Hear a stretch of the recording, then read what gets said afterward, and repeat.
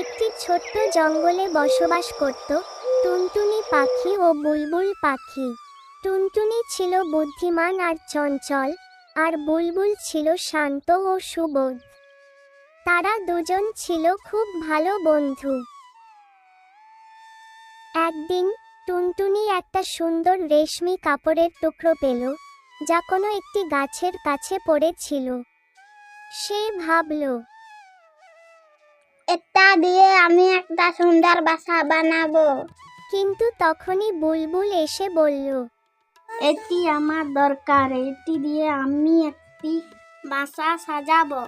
টুনটুনি হেসে বলল, তোমার দরকার নেই, তুমি তো আগে থেকে বড় ডালে বাসা বেঁধেছ।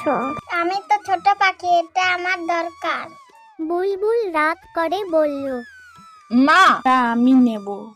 দুজনের মধ্যে তুমুল ঝগড়া শুরু হলো। অবশেষে তারা সিদ্ধান্ত নিল, এই সমস্যার সমাধান করার জন্য বনের জ্ঞানী ব্যক্তি কাক মামার কাছে গেল। কাক মামা ছিলেন বনের বুদ্ধিমান পাখি।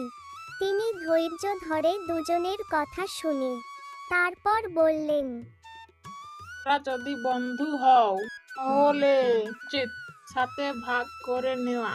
টুনটুনি এবং বুলবুল একটু চিন্তা করল। তারপর তারা সিদ্ধান্ত নিল, কাপড়টা মাঝখানে কেটে দুজনে ভাগ করে নেব।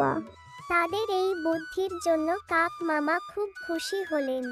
তিনি বললেন, সব সময় ঝগড়া না করে বন্ধুত্ব ও বোঝাপড়া সমাধান করা উচিত। কাক মামার কথা শুনে তারা চলে গেল, একসঙ্গে একটি গাছে বাসা করল।